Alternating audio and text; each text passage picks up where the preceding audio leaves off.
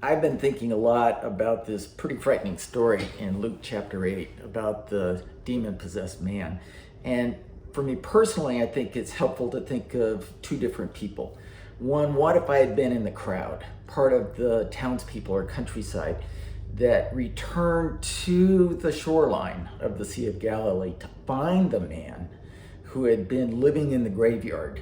And I see him now sitting at the feet of Jesus in his right mind. Would I have been frightened? What would have scared me?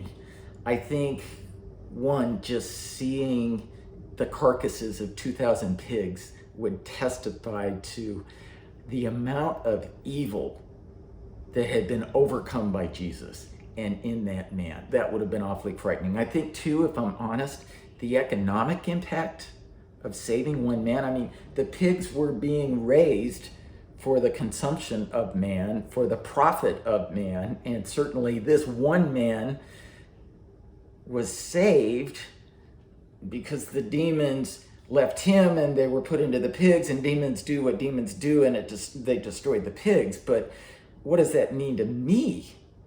I mean, is the life of that one man worth my livelihood and my 2,000 pigs and my riches? I think that would be frightening. And I think also what would be frightening is the loss of control, because we couldn't control the man, but we at least had him contained.